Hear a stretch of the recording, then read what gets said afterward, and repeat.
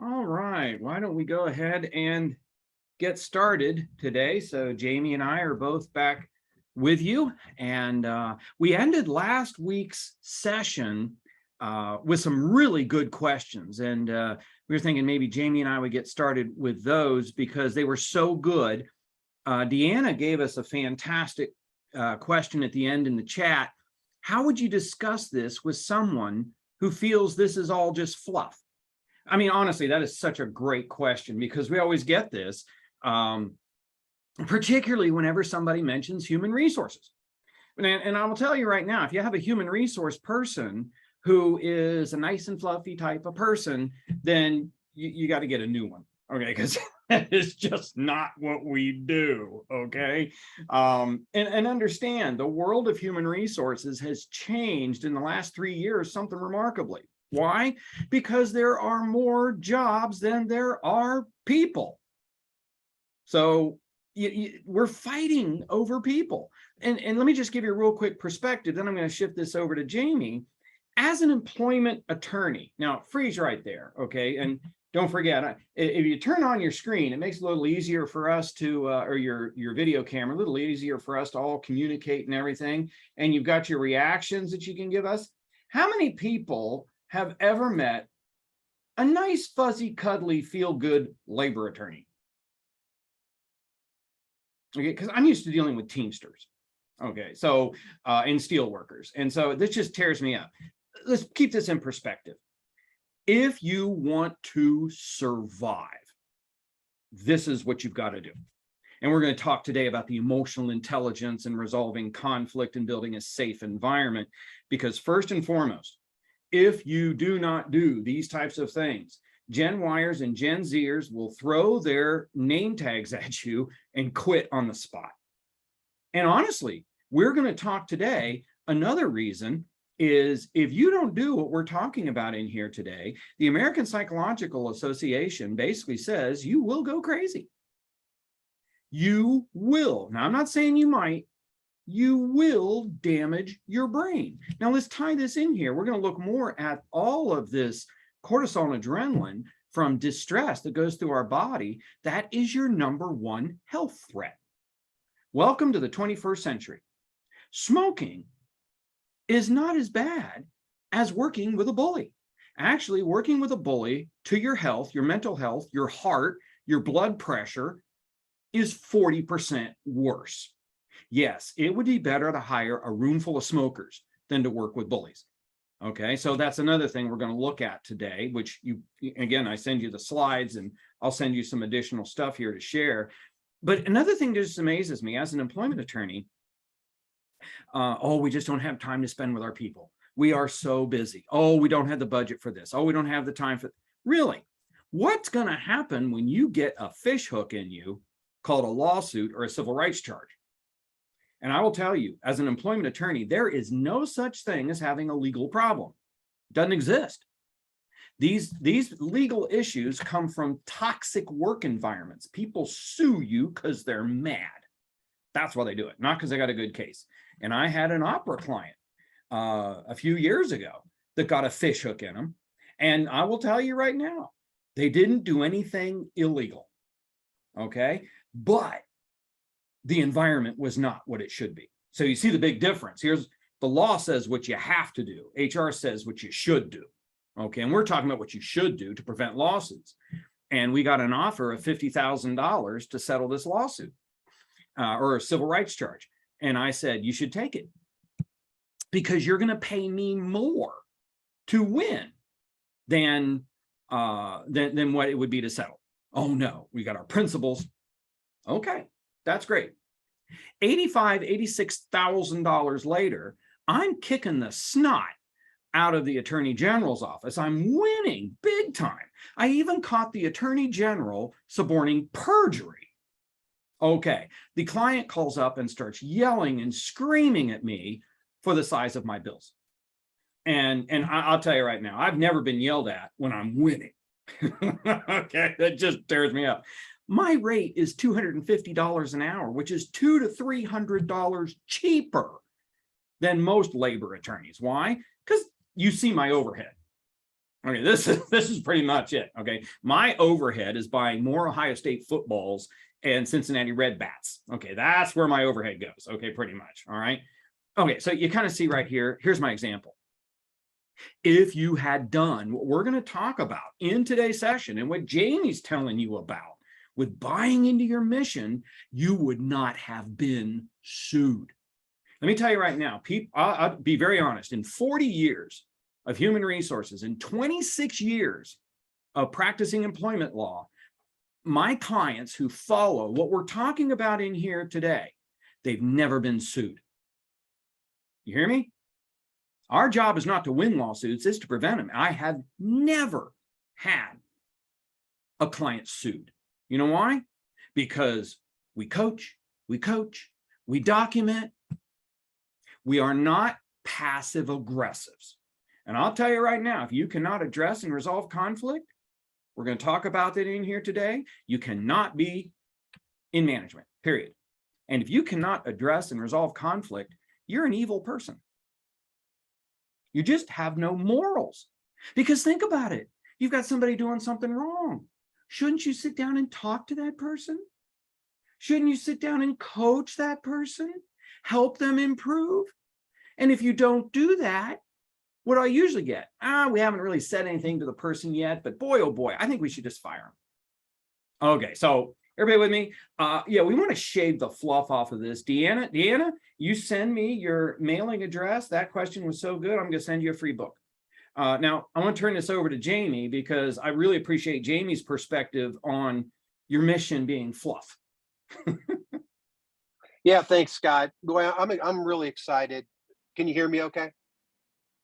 Can you hear me okay? Okay. I'm really excited about today because we're going to kind of wrap up what we've been telling all of you over the past couple sessions. And, Scott's got some great information, but it really comes down to, what have we presented to you about culture, right? We talked about early on, what's a good culture, what's a bad culture. We also talked about that, at least I have, really emphasizing it as a leader, whether you're the CEO of a provider organization, whether you're a superintendent of a county board, even if you're not in those positions, even though you're in the system, you are a leader of some team, of some program. And this is all about leadership. And so we talked a lot about how do we get focused in our culture, and how do we understand what the culture of our organization is and where it should be. Well, you know what? Guess what? There is no magic pill because it all comes down to you as the leader. You're the one responsible. You're the one that can help shape that culture. And one of the biggest things we're going to hear about today, we talked a little bit about last time, is emotional intelligence of a leader.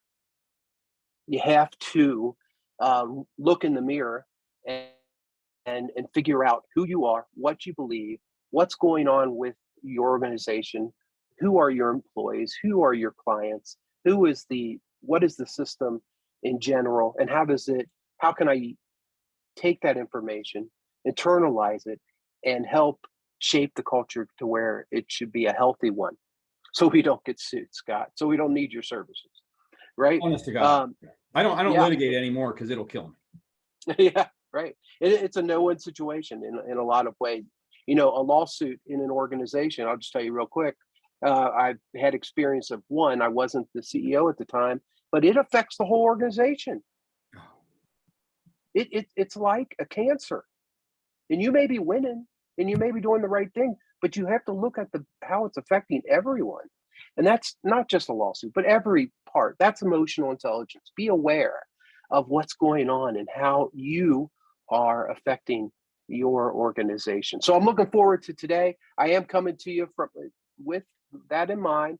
My message today is about you and about taking care of yourself, because we will get burned out. This is an unbelievable time. We are losing more CEOs and more leaders than I can remember.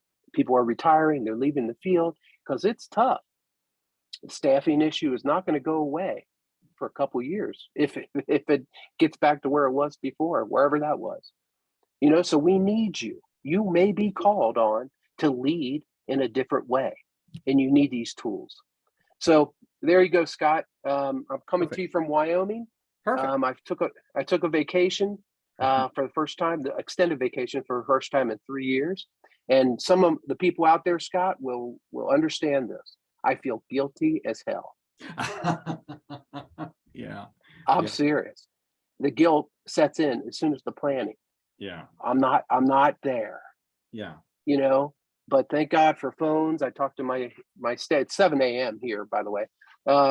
Talk to my yeah, talk to my team at 5:30 here, 7:30 your time, and at least we can connect, and it helps with that guilt. But you have to take care of yourself. You have to recharge because it's about you and no one else. Thank you. Absolutely. Absolutely. We got another really great question that is from Brian. And this was absolutely something good to start with. How do we reconcile all of this where we're trying to create this safe culture with the fact that we all leave the workplace and enter the broader culture where differences and differences of opinion are pushing people further apart, tearing down trust and safety, and making violence a more accepted outcome? Okay. Yeah. Think of Will Smith. Okay. Oh, by the way, my son had mentioned to me about Will Smith that he was offered the part in Django with Quentin Tarantino, but he thought, oh no, it's too violent. Now I saw the humor in that one like right away. Okay. But you know, Brian, this is so good. And this goes down to exactly 180-degree opposite of what the world is doing. Okay. You're absolutely right. This goes back to us talking about that protective bubble, like you live in Wakanda. All right. I think you tell your people point blank, what is happening in the world today is wrong. Just because everybody is going off the deep end doesn't mean you should too. You know, Brian, you are so right in that if you sit down now, pick of the week, what do you want to pick? Whatever happens in the world today, right now, as we're tied up with this, is going to be in your workplace either tomorrow, if not this afternoon. Isn't that true? Roe versus Wade. Okay. I've got people smacking each other in the workplace, smacking each other, slapping them. And I always hear, well, yeah, but I take this very seriously. But you're not allowed to be an emotional child. You see, that's what the world is teaching. And I will tell you right now, when you start dealing with Gen Yers and Gen Zers, this is what they see. And I don't care if it's somebody to the far right in their politics. And I don't care if it's somebody to the far left. You don't have a right when you come in here under our protective bubble in our biosphere, you have a safe environment. And Jamie mentioned it last time that I thought was perfect, where he had a woman who was the victim of domestic abuse, was not safe for her at home. It's safe for you here. It is safe for you here. So Brian, hey, shoot me your hard copy mailing address. You get a book. That was a perfect segue into today's program. Questions, comments, deep religious concerns before we get started? Okay, now, again, you're always going to hear me talk about the brain because I'm kind of addicted to it. 50 to 60% of the human brain is dedicated to vision, which is why most people fear losing their vision more than their hearing, when the truth of the matter is that you might be better off losing your vision. But we're so enamored with that because we're so dedicated to it. Okay. All you got to remember is the diagnostic diamond. If anything goes wrong in a relationship, it's one of these things on this diamond. First and foremost, it's usually emotional intelligence. Can you control your ego? And can you control your emotions? And we're going to look at that today. And I'll tell you, I always love this whenever we talk about tolerance. I've got a couple of fire stations, a couple of libraries, and other organizations where we're going to be doing training in tolerance. And it's kind of funny because they'll tell me, oh, we've already done diversity training. No, you haven't. No, you have not. I promise you. Okay. Because we're going to look at this from a legal perspective. And I just want you to know, emotional intelligence is tolerance, and tolerance is a legal term. It is a legal term by the Equal Employment Opportunity Commission, EEOC. It's a legal term from our Sixth Circuit, a couple other circuits, and from the United States Supreme Court. So I'll tell you, I love the question, hey, how do we get the fuzzies off of this? Well, we're going to do that today. So first base, second base is EPR, which is going to be so sickeningly stupid easy. It's going to be hard not to do it. You got to have simple, because honestly, I want you to take what we're talking about in here in today, in the last 2 weeks, and implement that across your entire organization. And you got to have something simple that you can get across 50 people, 200 people, 300 people. And if you do first and second base, you automatically get to third base, which is trust. Well, let's look out of the gate here. What is emotional intelligence? I want to boil this down really simple. Okay. Can you control your ego and emotions? That's it. That's it. That's pretty much it. A couple other things to it, but that's pretty much it. That is the hardest thing we're going to do. And I will tell you, I have seen CEOs absolutely blow this out of the water. Why? Because they get too big for their britches. I went and did a program, and this was for a social service agency. We had like 300 people at this agency, big auditorium or a hotel ballroom. And I went through all this stuff about building safety and how important employees are. At the end, the CEO stood up and said, well, employees are important, but you got to remember, nothing happens if I don't set the strategic goals for this organization.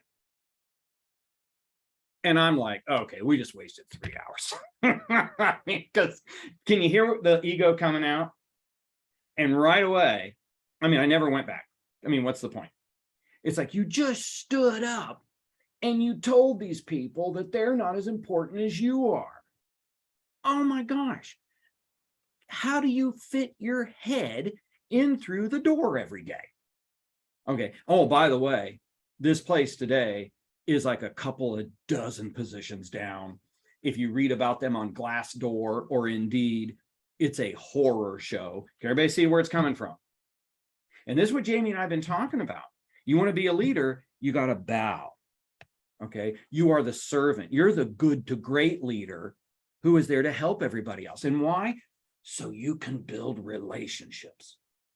Now let's look at the why this is so hard. Have we evolved? And just everybody notice the McDonald's bag here a little bit, okay? Now don't get in a bunch because I usually get some folks upset over this. I am going to tell you that we have not evolved. Okay, so 5,000 years ago, Fred Flintstone got up every day and he went out. His biggest fear was not getting eaten and getting something to eat. Okay, now I choose 5,000 years ago because if you are a creationist, wonderful, you think the world is 5,600 years old. So you don't think man ever evolved at all. So 5,000 years ago, humans lived here. If you are an evolutionist, that's fine too. You think that man stopped evolving 10 to 50,000 years ago. So everybody's in agreement, aren't they? 5,000 years ago, humans, just like Fred Flintstone and you and I, lived here. We've got the same brain that Fred had 5,000 years ago. Everybody with me? Now, really think about this. If Fred was attacked by a saber-toothed tiger, what could he do? Could he outrun it? Could he wrestle it? Could he bite it? Now, your food. Everybody look at your claws. Are you going to claw a lion? Your food. You're sort of the wildebeest of the planet. Okay? That's what you are. The one thing that we've got is our brain.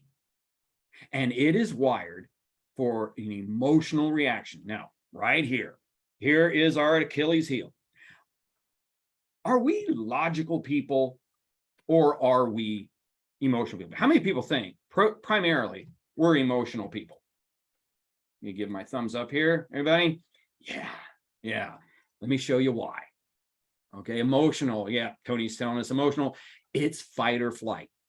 Now understand, this saved our lives 5,000 years ago.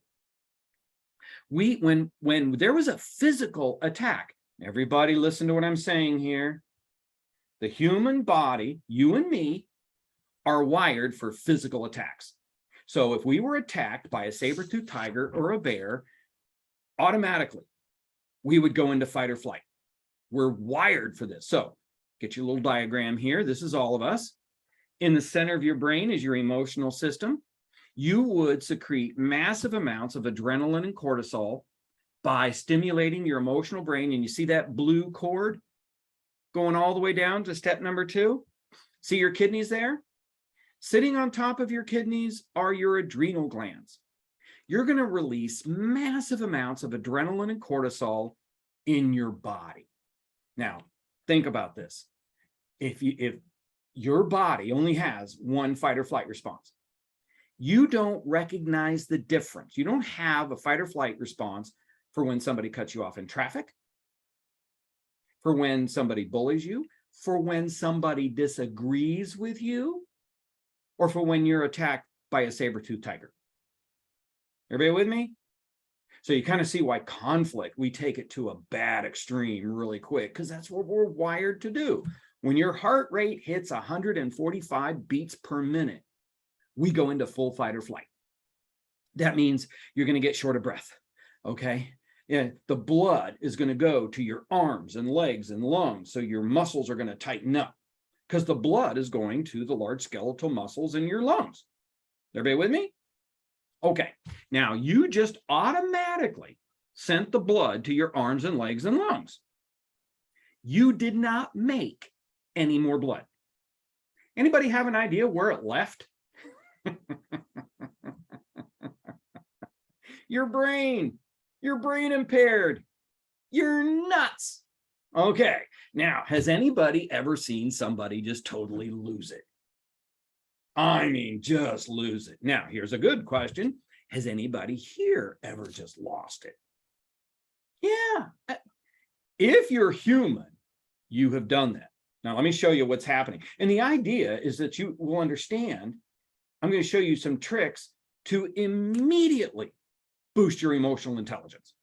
It's not everything, but it's a big help. Okay, this is me in 2008. Okay, on the far left, these are both nuclear SPECT scans of my brain. Okay, so I'm laying down in the machine, looking up at the ceiling, and you're looking at the underside of my brain. Okay, so these are blood flows. Okay, and you see from that white line up, those are my frontal lobes.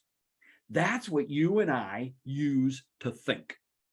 It's what we use to control our emotions. Okay? Now, you need your frontal lobes to live. Now, put your antennas up here. You need your frontal lobes to think. You do not need them to live. Now, let me say that again. You need your frontal lobes to think and control your emotions. You don't need them to live. So when your body thinks that you are about to get eaten by a bear, and remember, your body for fight or flight does not recognize the difference between a bear and somebody from accounting shaking your expense report. Same thing. When you go into fight or flight, look what happens to your frontal lobes. Okay. Now, this is my brain on the right. And what this is the one on the left is where I'm calm. I'm in control. The one on the right is where they have really ticked me off. And the way they do that is they give you a computer game to play that you can't win. Okay, so you get really frustrated and everything like this. And you do that for like 20 minutes, and they put you in the machine. Look at the holes, folks. Now, that doesn't mean I've got 2 holes in my head. What that means is I'm not getting blood flow to my frontal lobes. So guess what? It's going to be bad for me. I'm going to do something stupid, like maybe stand up and tell everybody in the room that nobody is as important as me. And I'll tell you, we all do that, don't we? Okay, so how do you control that? Well, see your frontal lobes there? Okay, now here's how recent this discussion is. You see those 2 little red balls? Those two little red balls are your amygdalae or amygdalas. They sit above your ears, behind your eyeballs. That's your fight or flight response. Oh, and we just discovered the amygdalas in 1992. Now, really think about how recent that is. How many people had graduated high school by 1992? Yeah, had no idea where our fight or flight response was.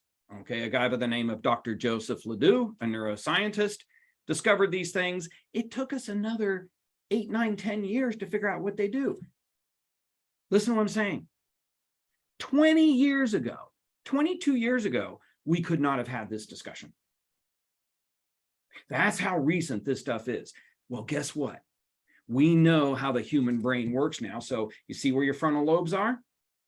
That's what you use to control yourself. See where your amygdalas are located, your fight or flight response? Well, everything you hear me saying right now, you see that yellow ball? That's your thalamus. That's actually your limbic system or your emotional system. So you see how your emotional system is like right next to your fight or flight response. That makes sense, doesn't it? As you hear me talking right now, everything is going to your thalamus. That is the neural junction box. And then that thought spins out. Everybody with me? Okay. Look where your fight or flight response is located. As a stimulus comes in to your brain, it is right next to your fight or flight response. It takes, everybody get me here, 17 thousandths of a second for our emotional system and our fight or flight system to take control. What's that mean? It takes 17 thousandths of a second for us to do something stupid. That's what we're wired to do. We humans are not wired to think. We're not. Now, there were some humans that were wired to think and then react. They're all dead. Okay. So we were out on the Serengeti and we were out there with some guy, another human.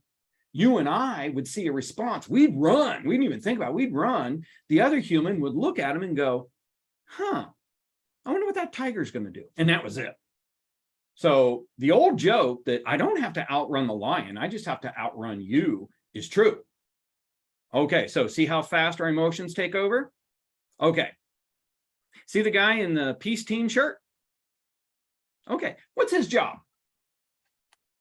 Does anybody have an opinion? You can open your mic or chat me up. Does anybody have an idea what his job might be, considering his job description is on his back?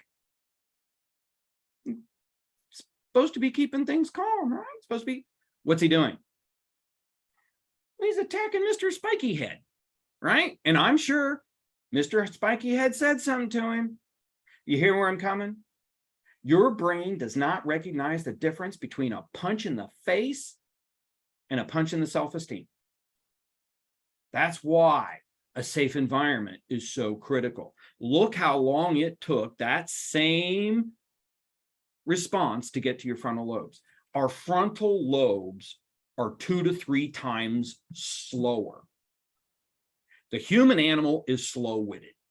We are fast reactions. Okay, now let me show you how fast you are. And I love this because it really drives the point home. I'm going to give you a word to say. We're all going to say this word 10 times. Then I'm going to ask you a question, see how long it takes you to answer. Okay, so the word is joke. So we're all going to participate. Okay, so you're going to say this word with me 10 times. Then I'm going to ask you a question. Then you answer it. Everybody with me? Okay, the word is joke. Ready? Joke, joke, joke, joke, joke, joke, joke, joke, joke, joke. What do you call the white part of the egg?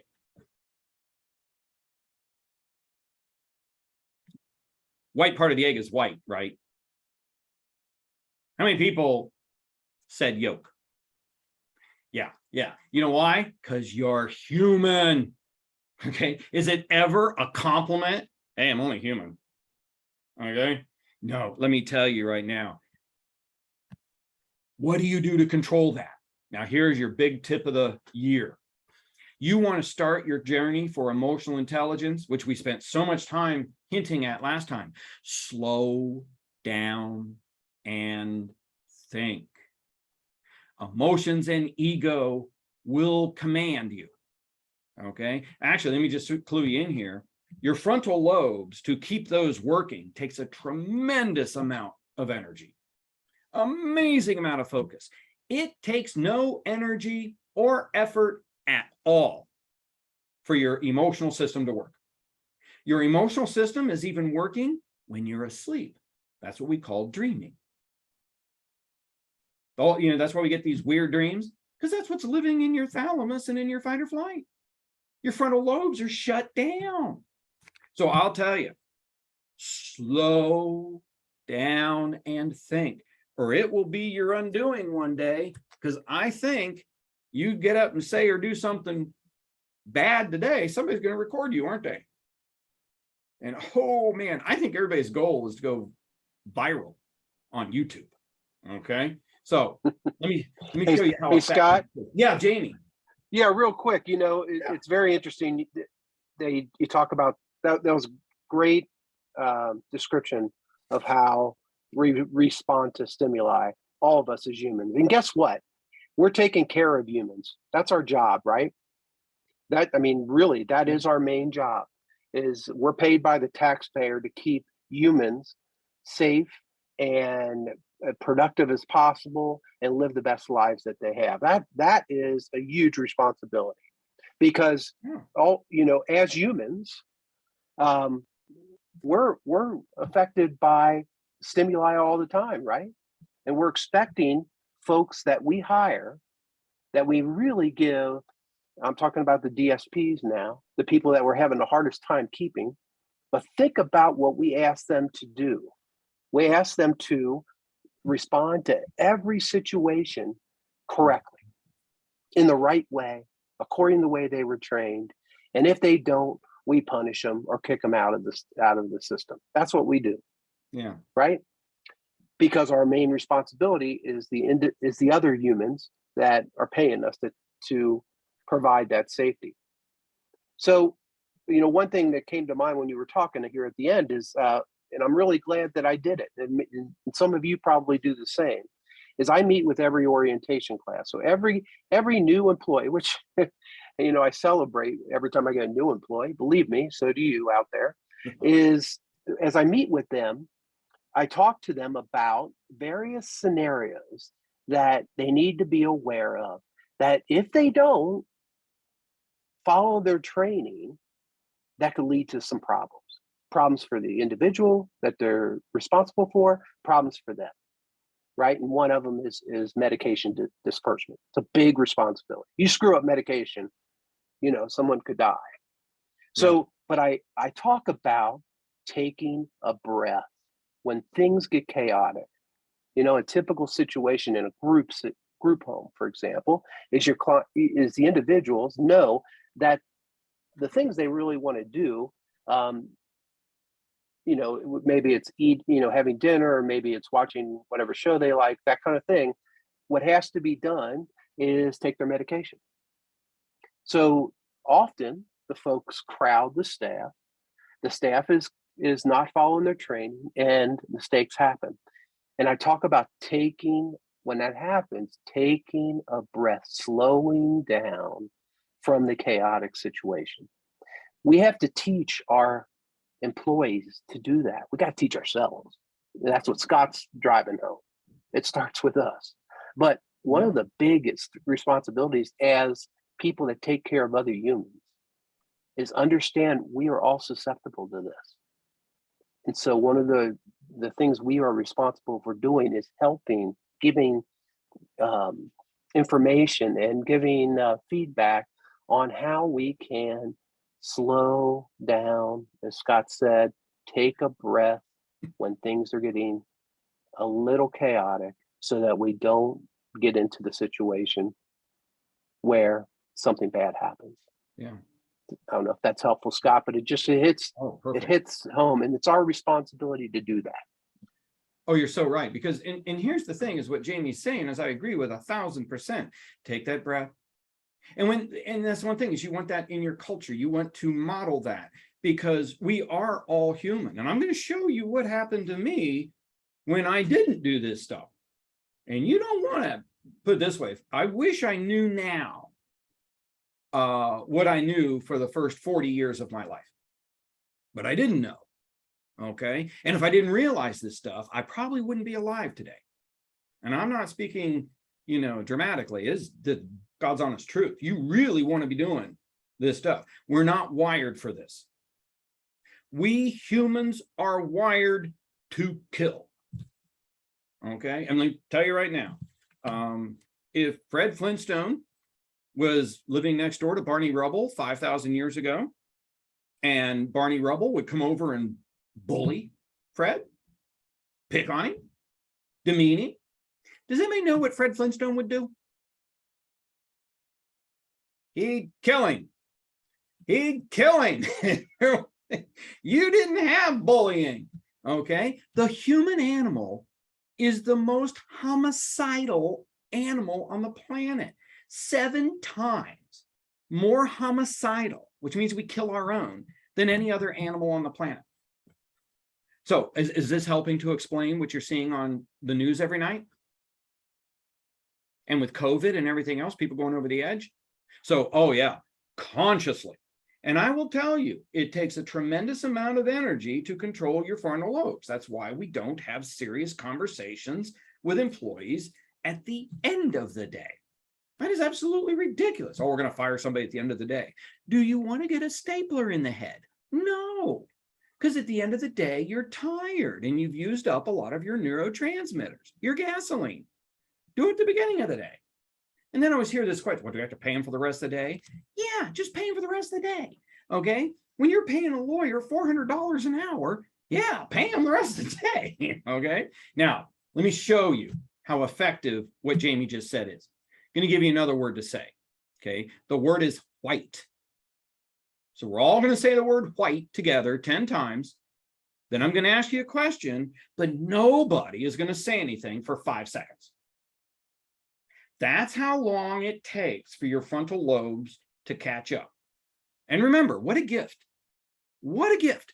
We did not know this neurologically 20 years ago. This is how lucky we are right now. Okay, so the word is white. All together, ready? White, white, white, white, white, white, white, white, white, white. What do cows drink? Don't say anything.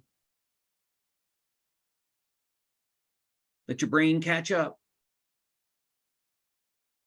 Okay. What do cows drink? Cows drink water, don't they? How many people really wanted to say milk? Oh, by the way, what I didn't tell you, have you ever heard somebody say, oh, implicit bias, subconscious bias, it's not real? No, in your emotional system and your fight or flight response, you have a subconscious memory system all of its own that travels at 17 thousandths of a second. And it controls you without you even knowing it. That's why you got to slow down. And this starts to build before you are born. So if you do not slow down and think, something really bad is going to come out of your mouth one day, like some sort of protected class slur. Okay, and if you don't believe me, has anybody here ever slept in the fetal position? Where'd you get that idea? That's really creepy, isn't it? Yeah, you've got memories in the womb. Okay, now, first of all, we do not want to go on YouTube saying or doing something stupid, and someone today will do something like that, and that'll be the end of their life. Okay, now let me tell you, I'll show you what happened to me. Can you damage your brain? Is it? Okay, anybody here, when you get stressed, do you forget stuff? All right, so how many people could drive me from your office to your downtown area, not get us killed, not get in an accident, not get a ticket? How many people you could do that? You do that? Okay. What if I am yelling at you or demeaning you or talking down to you the whole time? Has that just increased the chance you're going to get in an accident? Yeah. Now, here's a better question. I'm just going to put this down here for the reactions. How many people would throw me out of the car? I'll tell you, one of my there you go. Tony's going to throw me out. Absolutely. And honestly, I think somebody's going to treat you like that. I'm not so sure you even have to slow down. You just get them out of your organization. Because here's what's happening. There's your fight or flight response, right? I showed you that. That's going to kick in. Your gut is going to tighten up. That's going to release massive amounts of adrenaline and cortisol throughout your body. Now, here's a kicker, folks. Your brain is an energy hog. It only makes up 2 to 3% of your body weight. It burns 20 to 25% of everything that's in your blood. You hearing me? 25% of all of that adrenaline and cortisol is going to go to your brain. Okay, so you see where your amygdalas and your emotional system are located? You see right behind it? That's your hippocampus. That's your short-term memory. You are flooding your brain with massive amounts of adrenaline and cortisol, which is toxic. And in your hippocampus, you've got those little dendrites and axons. That's a neuron. Okay, see those little buttery fingers? That's how you catch thoughts. And here's how a thought moves through your brain. There's an electrical charge, goes in one end, goes out the other, and that's how we think. Your brain feels like soft, room temperature butter. It's extremely fragile. Now, does anybody have an idea as to what would happen to butter if you poured gasoline on it? That's what you're doing. Those little dendrites, those little neurons in your hippocampus, you are burning and destroying those little fingers. You are burning out your short-term memory. That's called brain damage. When you get so flustered that you can't think, you need to stop and think, I am damaging my brain, and that's going to cost me my short-term memory. Okay, now let me clue you in here. And this is going to sound bizarre, but this is true. You should never lose your short-term memory. Whoever said, oh, I'm just getting older, doesn't know what they're talking about. That was okay to say 20 years ago. Today, that's like saying the moon is made of cheese. It isn't, okay? The neurons in your brain have a life expectancy of 120 years. We start to burn out our short-term memories in our 40s and 50s. And you know why? Because we treat our brains like soccer balls. We let these bullies, who are worse than smokers, into our organization. Now, freeze right there. How many people want to keep your short-term memory? Usually that's a rhetorical question. People want to keep your short-term memory. Have you ever wondered why people lose their short-term memory but keep their long-term memory? Because your short-term memory is right here in your hippocampus that we are burning out every day. Way up here in your parietal lobe, way up here in the back of your head is where you store your long-term memories, away from the chemicals. Oh, and now, everybody with me? You want to keep your short-term memory? Your number one threat to your short-term memory and your brain health, number one, are the psychological bullies in your life. And that is a fact. That is not, it's worse than smoking. Okay? Now, if you could damage your short-term memory, which you can feel, can't you? You can feel it when that happens. Do you think you could damage the rest of your brain? Absolutely. Now, here's an amazing trip into neurology. Whatever mental disorder you have, that refers to the part of the brain that you have damaged. Now, some people are born like this, but most of us develop it. On the right, or I'm sorry, on the left is a normal, healthy brain. This one isn't mine. This is a client of mine. And I send about 8, 9, 10 people a year to go get brain scans because I do a lot of coaching. And if I'm sitting here coaching somebody that is so irrational, we've got to get this taken care of. Because you don't send somebody to physical therapy with a broken leg. You fix the broken leg. So the guy on the far left, normal, healthy brain. He's laying down in the scanner, looking up at the ceiling, and we're looking at the underside of his brain through his chin. Everybody with me? Okay. So everything in red is burning 15% hotter, which is a lot. Okay. If your body temperature went up by just 10 degrees, you'd be dead. Okay, everything in blue is the baseline temperature. So at the base of his skull is the cerebellum. That's all your automatic functions, coordination, that's good. In the very center there, there's a little touch of depression. That's his limbic system. That's that yellow ball. And it's burned a little bit. That's okay. This is a 40-year-old guy. You know, 40-year-old guys don't sit around and giggle all day.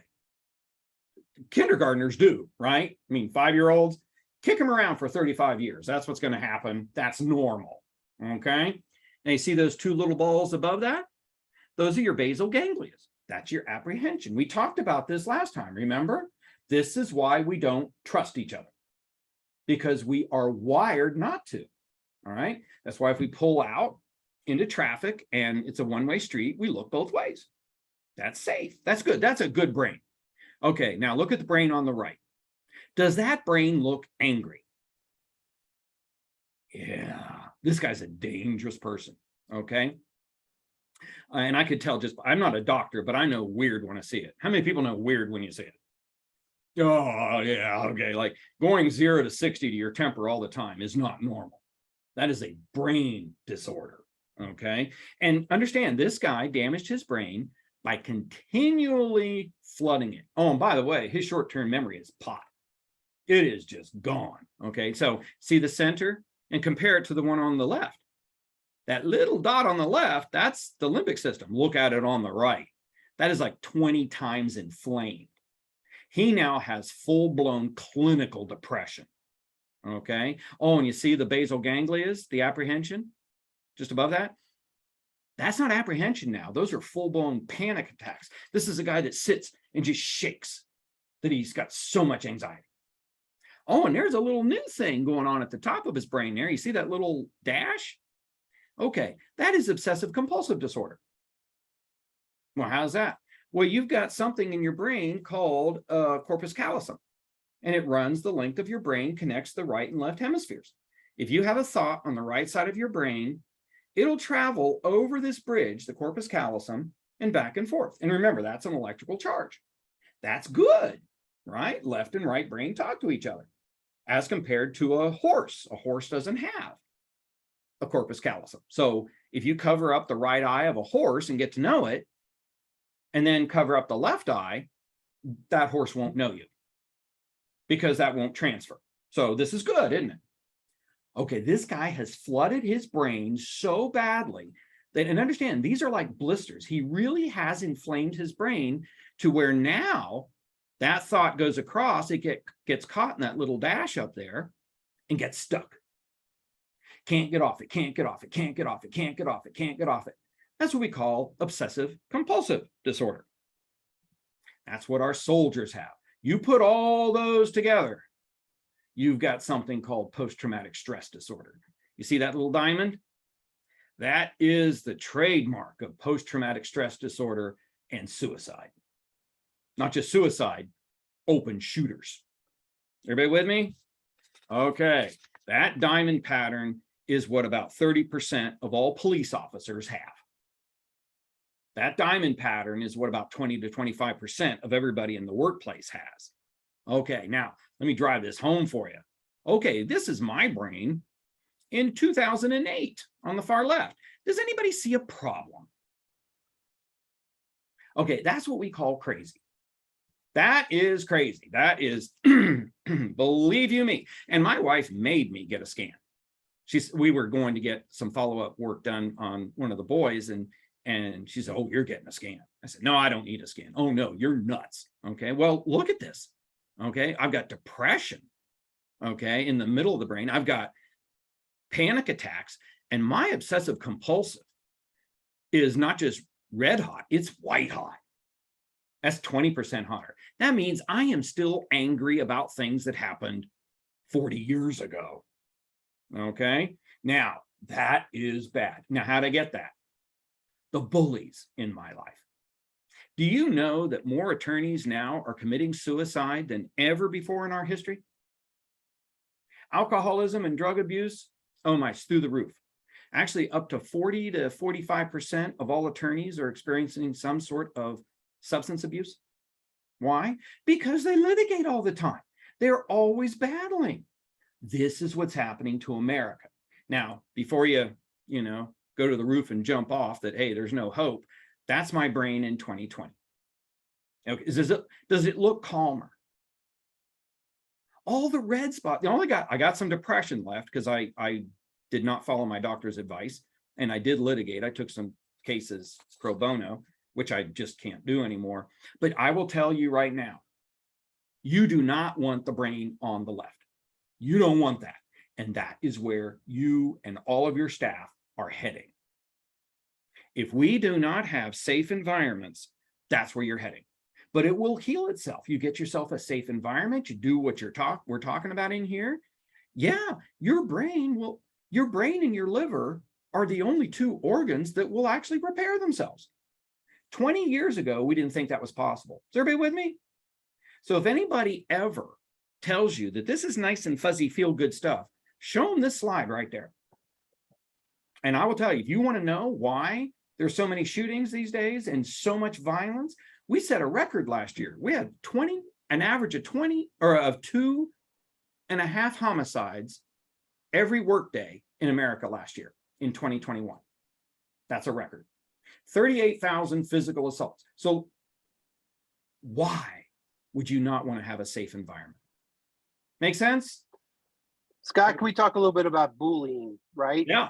So there's the obvious examples of bullying that we all know, but I'm going to contend that in some ways there are bullies in our system, and they don't mean to be bullies, but they are. And I'm going to talk to you about regulation. So, we are a totally over-regulated system for sure, and we have very nice people at in the state government that comes up with this regulation, right? But the one thing I think people don't think about when they're coming up with public policy is the bullying effect. What's the effect on the people that have to carry out some of these policies?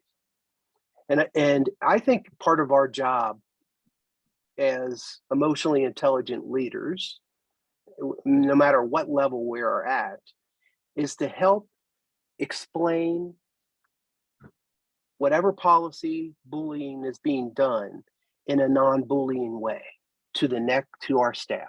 Mm-hmm.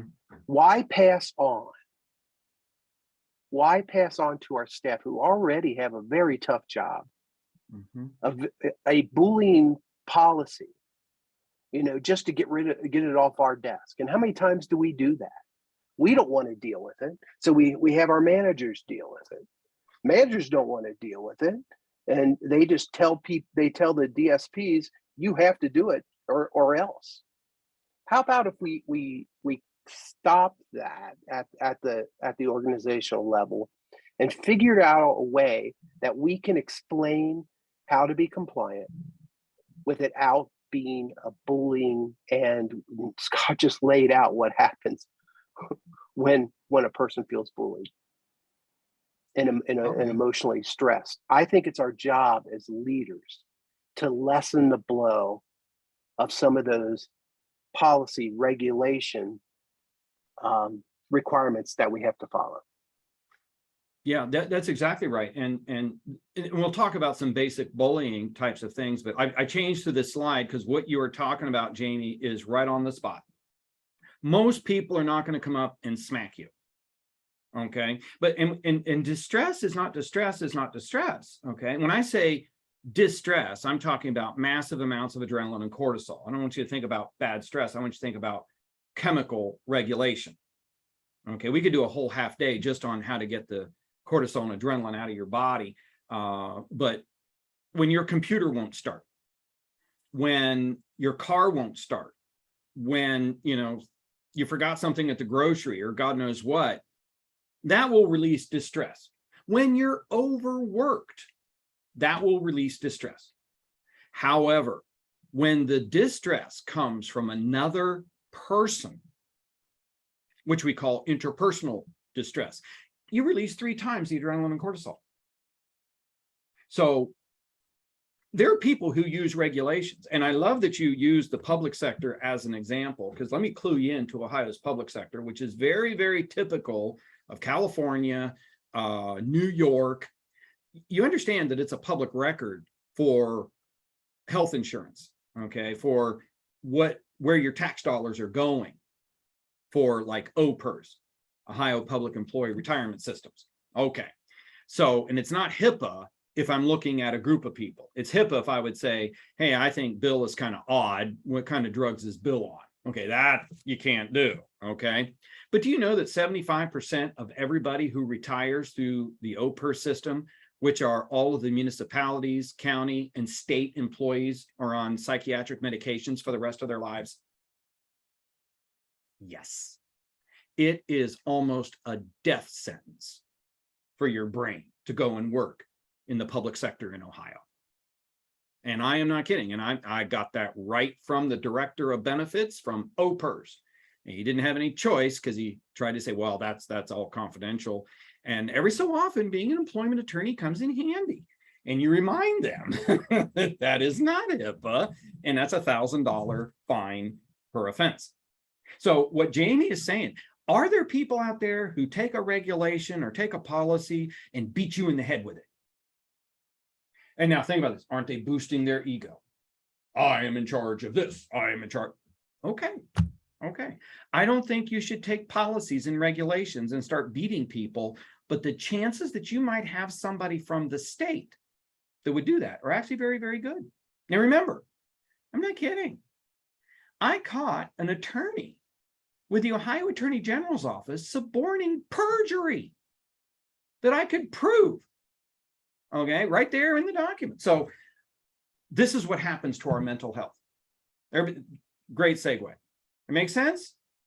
Okay, now let me also point out what Jamie is talking about here are these policies we use to bully people. Your brain, I mentioned this before, your brain is wired for fight or flight.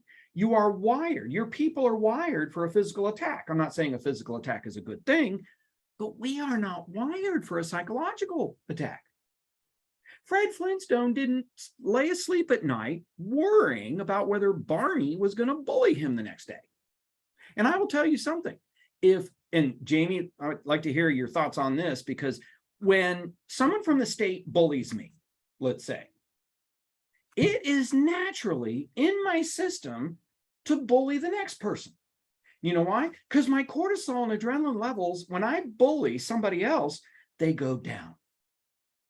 So you kind of see how bullying is like a virus, that it just travels. That's why we've got to put a bubble around our place and put an end to this. So, and I'm assuming that's what you've seen, Jamie, is this stuff coming in from state officials or something, and it just permeates through an organization. Yeah, and Scott, I'll go the other level in that I don't necessarily think that that all people that make regulation are doing it on purpose. Mm-mm. I think it's getting it off their desk, it's getting it out of their mind, it's coming from a place of safety for the end user, which is our client. So with that caveat, but I think it happens, and it happens every day, and it's happening in our system. If one part, I can just tell you, if something tragic happens because somebody did something stupid in Akron, there's so many regulations you can go through. Where'd that come from? Well, it came from that issue in Akron. Well, it affected the whole state because you just wrote a regulation that we have to abide by, that we don't have a problem with. Yeah. So it happens all the time. I think this is, I'm just going to do a little commercial for the people that are sponsoring us, Scott, and that's Opra. That's what associations do.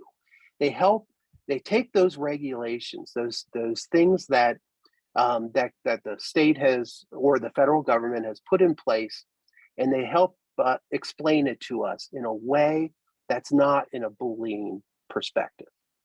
They help us in a way of how we can explain to our staffs, because you're right, we will pass it on. It becomes a virus. Yeah. But part of our job as associations, as leaders of an organization, is to take that regulation and put it in a less bullying way. Yeah. And there's ways of doing that. And it's taking that breath, several breaths, and looking, okay, how can I fit this in my culture without it being destroyed?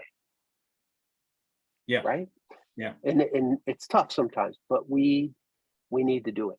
Yeah. That's like, I think of this like having dirty water coming into your organization. You're gonna have to put a filter there. And that way you have clean water for your people to drink. That's a great, yeah, that's awesome. That's exactly it. Yeah.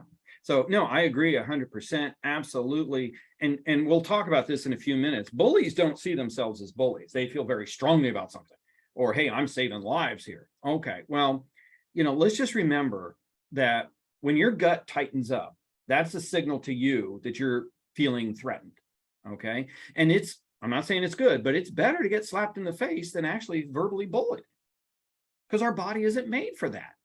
And just real quick here, I love this guy. He's a great guy to Google, Dr. Ronald Siegel. 80% of all of the trips to the doctor are stress related. Chronic back pain, intestinal problems, headaches, insomnia. Actually, your number one threat of heart disease comes from distress, not from smoking. Smoking has a mortality factor of 1.6, which means you've increased your chance of premature death by 60% if you smoke.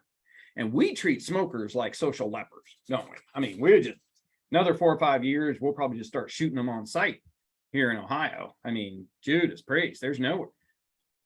Working with a bully, even the most genuine of bullies, absolutely, has a mortality factor of 2. It will double your chance of premature death.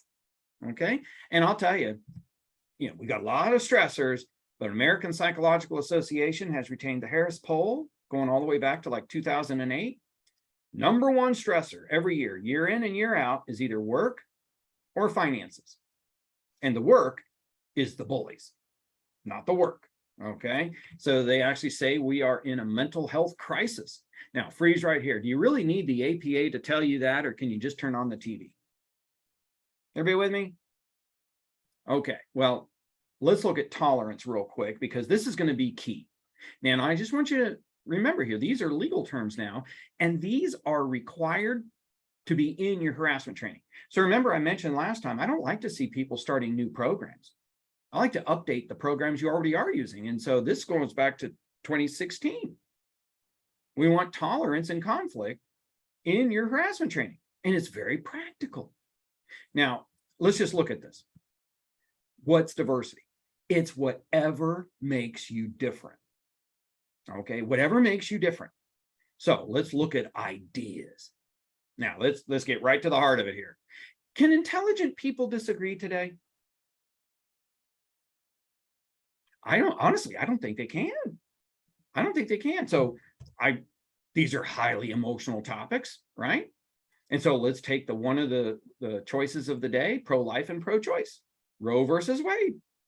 Okay, if I am sitting in the lunchroom and I speak my mind, okay, and I say, and I'm just going to pick one, I am pro-life, that I think that the birth of a child begins at inception, and I applaud the United States Supreme Court for handing down the decision that they made. Okay. Most people probably, all right, disagree or agree. Is there going to be somebody from the far left go 180 degrees, and are they going to attack me? How dare you disagree with me? And let me flip the script on you. I am sitting here and I am pro-choice. I think the woman should have control of her body, and I'm sitting there voicing my opinion. Is somebody from the far right going to attack me 180 degrees? You see the synergy here? I don't care if you're coming from the right or the left. You go 180 degrees, you meet in the middle, and you become the same thing. You never, ever have the right to attack somebody here at work. And if you cannot control, and let's go back to Jamie's point. Well, I feel very strongly about this. I am a good Christian, or I am a good whatever. Wonderful. I applaud that. Okay. And I always love this. Who would Jesus smack? I don't know what Bible you're reading from, but I don't think, and honestly, there are days where I think that Bibles come with X-Acto knives and people are cutting out the parts they don't want to. No. That's tolerance. And I'll tell you, I love this. If you can't talk about politics or religion, something that isn't going to affect you right now, it's going to affect you. But it's highly emotional, but your opinion on abortion isn't going to affect your life right now. Think about this, folks. If you can't treat someone with respect and use those EPR skills, how could you ever talk to someone about their job? Okay, you start seeing the 38,000 physical assaults every week. Look, just because you're offended doesn't mean you're right. It doesn't mean you have a right to attack somebody. And one of my favorite quotes is, was that really offensive? Or are we so narcissistic that no one can disagree with us? Feel the ego coming out? You see why tolerance is an emotional intelligence thing. Take that. As we coach somebody, you coach them. Take that 5 seconds and think. And you want to know where I got that? NASA. I just love this woman. Sharon Wong. I think she is a giant of a person, all 410 of her. Just a mega genius. She is the one that NASA put in charge of the culture at NASA after they blew their second space shuttle out of the air. And understand how this happened. And think about tolerance. Think of emotional intelligence. Tolerance is, I'm not going to pick on you because you're different, because you disagree with me. That is a cardinal sin. And everyone who spoke up and challenged her and put their name on the report that there were problems with the O-rings, every single one of those engineers got fired. Okay, freeze right there. Everybody who spoke up and did the right thing at NASA got fired. So now come ahead to Columbia. And you know there's a problem with Columbia. Is it safe to speak up for Columbia? No, because you saw what happened. See the culture? She was the one put in charge of this. And now tolerance, it's from the Court of Appeals, the EEOC, Supreme Court. Everybody with me? You are not going to pick on someone because you disagree with them or because they're different. Now, let's do a little hair splitting here, because I split off from a lot of the quote, quote, diversity people, because a lot of the diversity people will tell you that you have to be accepting. I will never tell you how to think.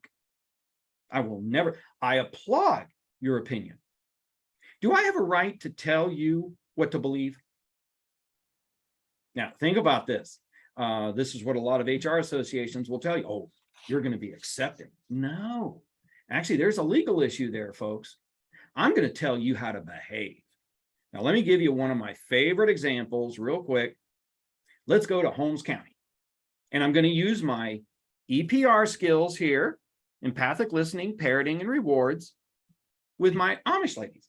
Okay, now, this is up in Holmes County. It's an Amish-owned company. On the far left, there's a young woman who broke away from the Amish, right? You've seen these shows where somebody breaks away from the Amish. She really broke away. She turned Satanist. Okay, now, it sounds like a Saturday Night Live skit, doesn't it? Okay, she dyes her hair black eyeshadow, black lipstick, satanic jewelry. And I know she had to send away on Amazon to get her satanic Bible, because there's no place in Holmes County where you can go buy one. You're not going down to the local, Walmart and getting your satanic Bible. And she's bringing this to work. Okay, now, does anybody have an opinion as to what the nice Amish ladies on the right are thinking of this? And these are devout fundamentalist Christians. They don't see themselves as bullies. Okay, so now what do? I get a call, drive up there in person, because that's what we did back then. And I sit down, going to use my EPR skills. So I'm going to sit down. Now, empathic listening. I'm a white Anglo-Saxon Protestant straight male, about 55 years old at the time. I see the world different than them, don't I? I mean, they're Amish women, all different ages, so we see the world different. So I got to twist my head and listen. And I say, what's happening? This is how you coach. You listen. The secret to resolving conflict is listening. So I'd say, well, tell me what's happening. And they start saying, oh, well, she's a Satanist here. This is going to destroy our company. We are good Christian women. We're offended by that. And we shouldn't have to work with that. And I'll tell you, God has always blessed our company. And we're in trouble now because we got a Satanist here. Okay, does everybody hear him? Okay, now I've been listening. So now what do? I parrot it back to make sure that I really do have it, because maybe I don't. And to show that they know that I got it. So I'd say, okay, let me make sure I got you here. You're saying that you are good Christian women and you are offended that you have to work with a Satanist. And quite frankly, you shouldn't have to do that. And second, that you're a good Christian company and God isn't going to smile on you anymore. This is going to cost you. And they say, yeah, you got it. Now, if they say no, tell me again. We don't move on until I got it. Okay, now let's go back to what Jamie was saying. You see how we sort of bully people by enforcing policies, particularly if they disagree? All right, now, everybody feel your gut for a second there and just tell me if you feel a twinge. If I say to these Amish ladies, well, you're wrong. You're wrong. Okay, you can't bully her. Okay, feel that little twinge? Those are your adrenal glands starting to kick in.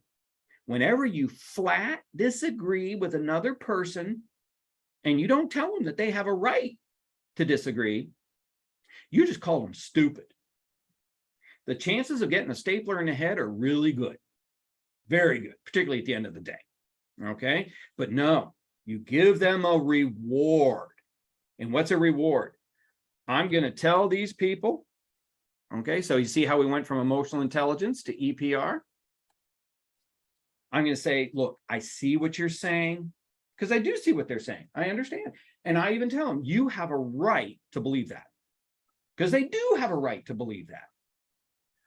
But let me ask you, and here's the kicker question you should always be asking, are you making it safe for her?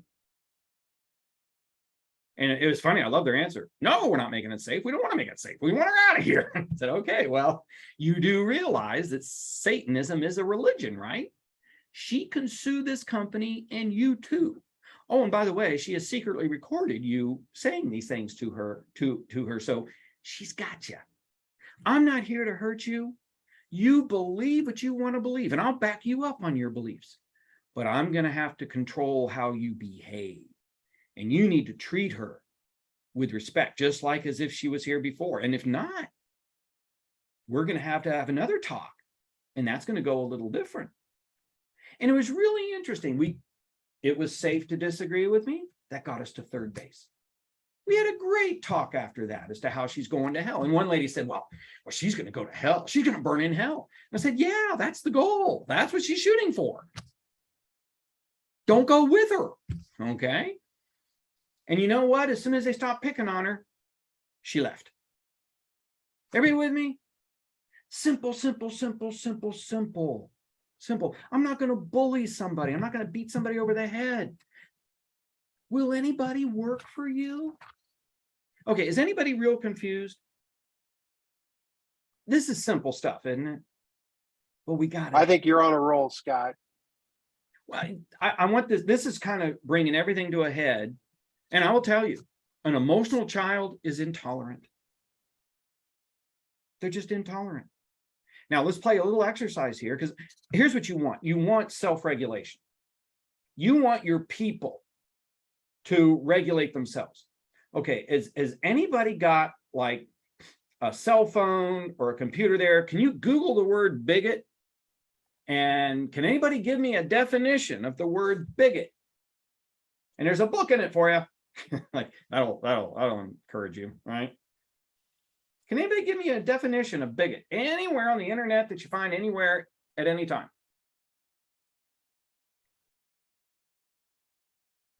Because this is a fun one. It's not what most people think it is. Come on. Somebody's got it. Somebody's got to have a definition. Well, You got to put yourself off mute and answer. Yeah. Oh, There here we we go. go. Oh, I'm getting some good stuff here. Boy, you guys are really good typers. A person who is intolerant towards those holding different opinion. There you go, Brianne. A person who is obstinately or unreasonably attached to a belief, opinion, faction. You seen a pattern here? Don't let a few small-minded bigots destroy the good image of the city. Oh, there you go. Tony's telling us a person who is obstinately, unreasonably attached to an opinion. You seen this? It's not a racist. Got a lot of more good comments here, but this is a bigot. Now, freeze right here. Yeah, people type fast. That's really cool. Okay. I run into people who don't mind being called an emotional child. They don't mind being called intolerant. I've never met anybody who took it well if you call them a bigot. Now, freeze right there. The people in your lunchrooms or in my clients' lunchrooms who are attacking each other over pro-life, pro-choice, over Trump or Biden, they're bigots. Okay, first of all, does that send a shiver down your spine? Oh, look, and we're wired to attack anybody who disagrees with us, aren't we? So what do? You slow down and think. An emotional child is intolerant. And you're also a bigot. And I love this quote from my wife.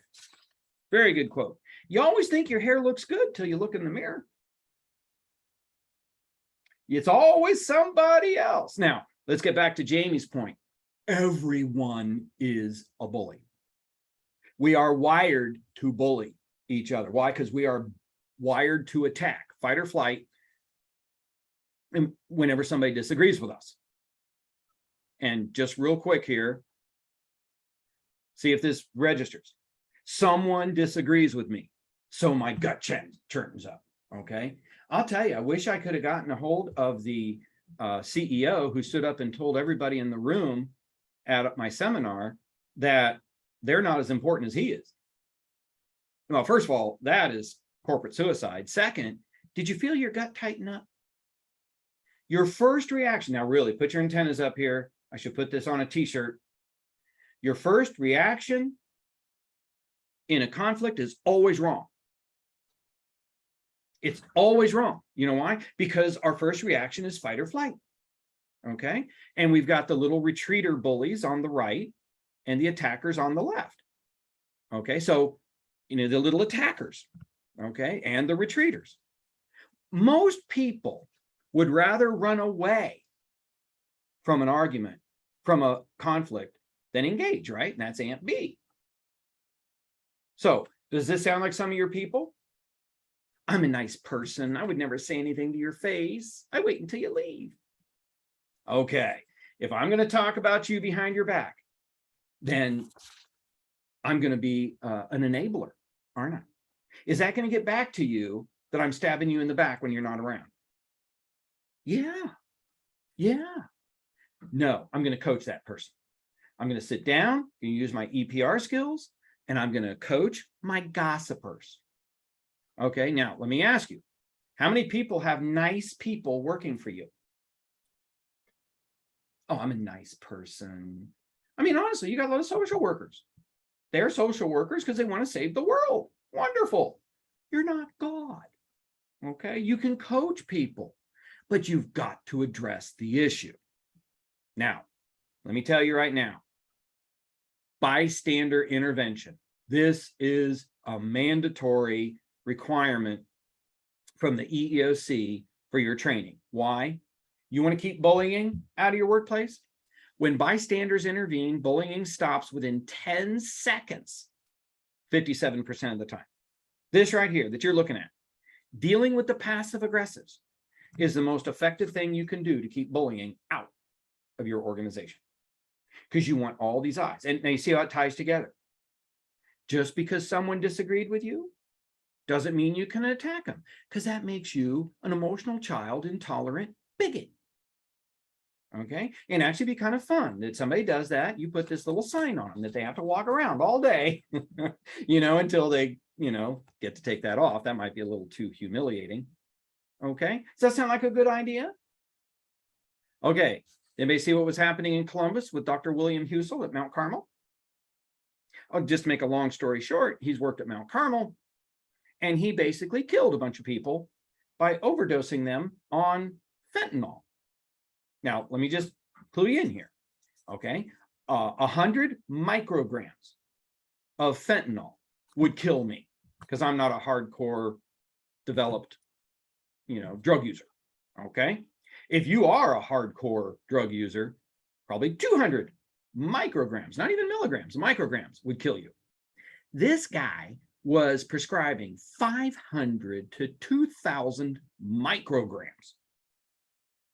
Kill you for sure. 2,000 micrograms would kill a horse. Okay. Now freeze right here. I don't know what his deal is. But do you see the enablers at work here? The pharmacists filled the prescriptions. Pharmacists know more about drugs than doctors.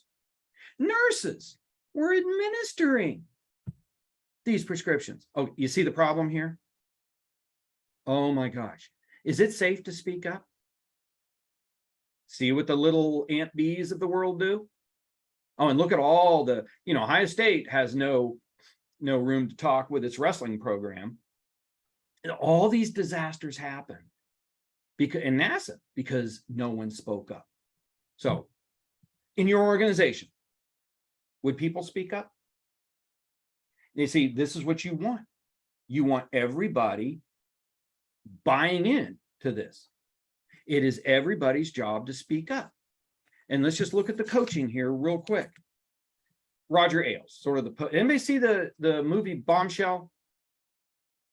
Oh, if you have not seen that movie, you've got to see it. That is really a documentary, having investigated several sexual harassment issues. This guy was a major pervert at Fox. There's no other way to put it, okay? Now, freeze right there.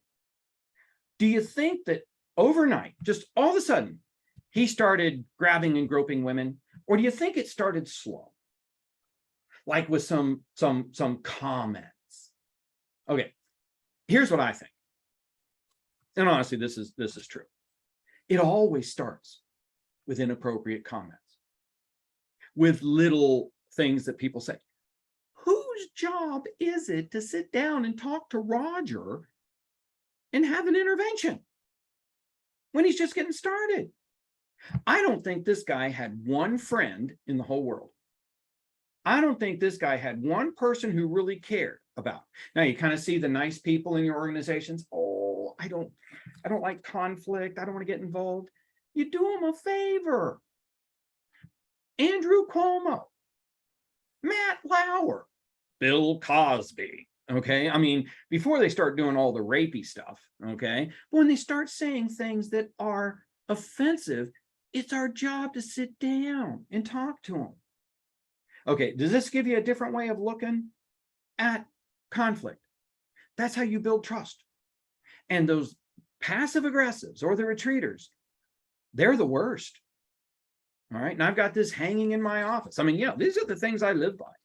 I'll tell you, I live by this. The hottest places in hell are reserved for those who, in times of great moral crisis, maintain their neutrality. You're going to hell the same as the person who did it because you enabled them. Make sense? Oh, and more people are passive aggressive because more people would rather run away than fight. And then, of course, we've got the Simon Cowells. Okay. Now, do you know folks like this? And Jamie, see if this ties into some of the stuff that you were talking about, because this is what I'm hearing. Hey, I tell it like it is, right? Hey, I'm just being honest. Well, you have to understand, I feel very strongly about this. And I get this from the political left and the political right. So let's go back. Just because I feel strongly about something, do I have the right to attack somebody? No, we don't. Yeah. And I'll tell you, coaching attackers like shooting fish in a barrel. It's like, would you talk to the president like that? Would you talk to a customer? Then why would I let you talk to a staff person like that? Biggest part of our budget. And I'll tell you, I love this whenever I'm talking to these attackers. Hey, I just tell it like it is. Do you yell at them at the drive-through? Oh, Matthew's telling us, are people that brutally honest in it for the honesty or brutality?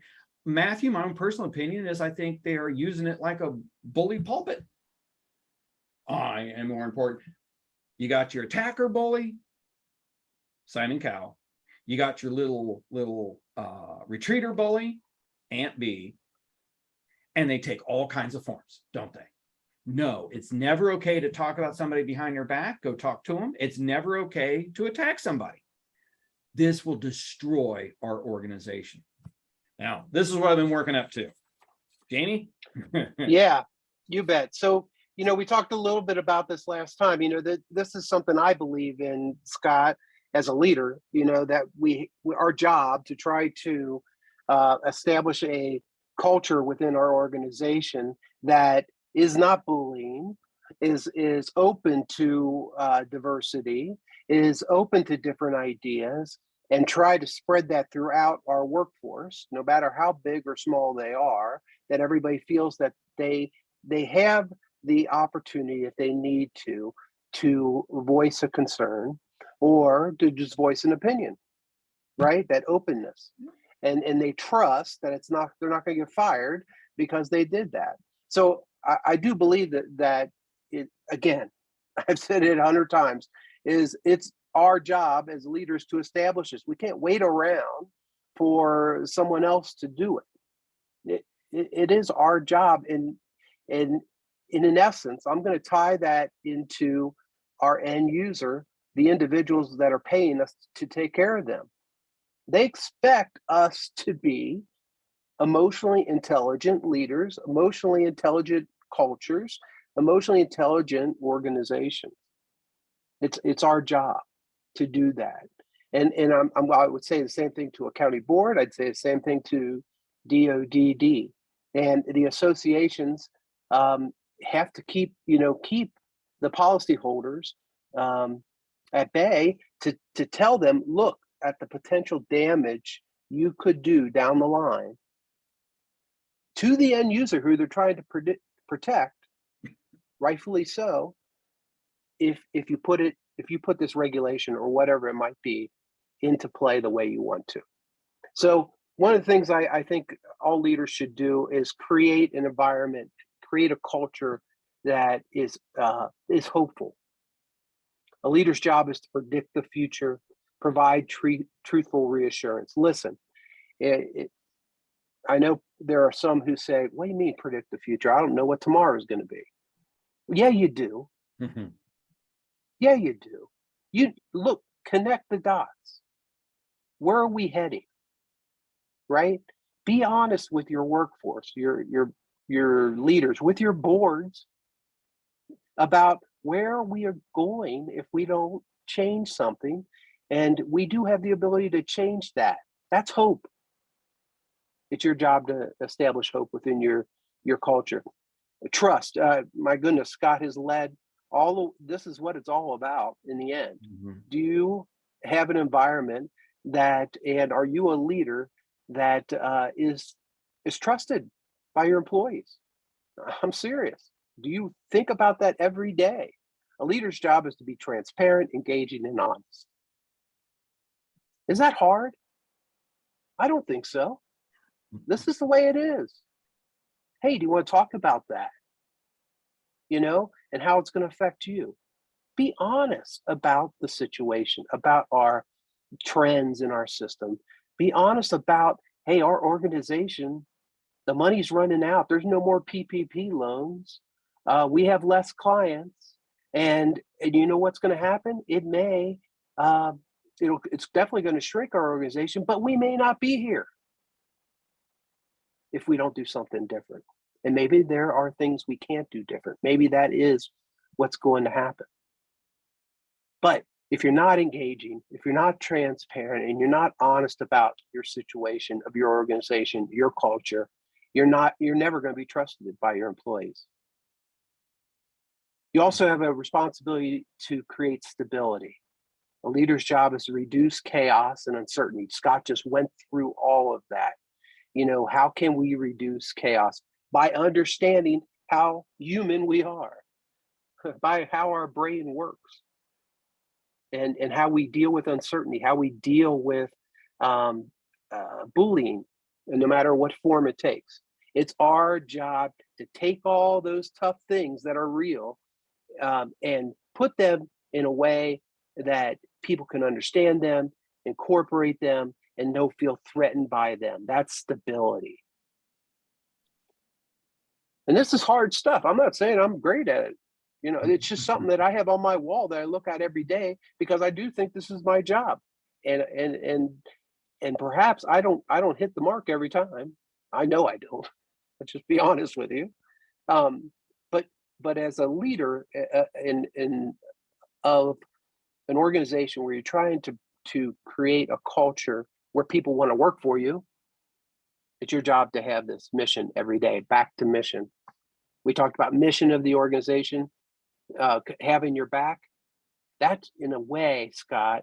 I also believe you touched on it today. Mission is also that take a breath moment.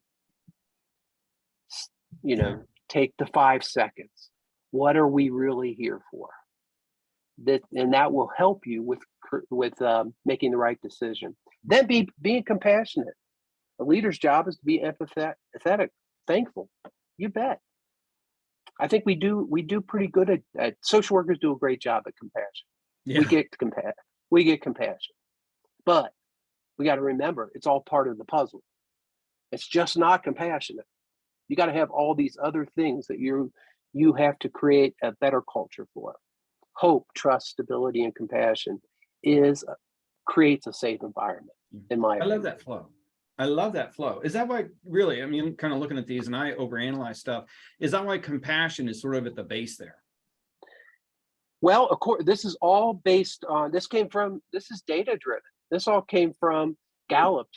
And Gallup surveyed organizations, corporations throughout the world, I believe. And they came up with these 4 areas that a leader should create in their organization. And this is, I do believe it's hope, trust, stability, and compassion. Yeah. As the way it flows. That's why people get tattoos, isn't it? So they never forget. There you go. Really, I mean, that's the idea. And so, I think Jamie and I kind of click on this stuff because I think this is what we live.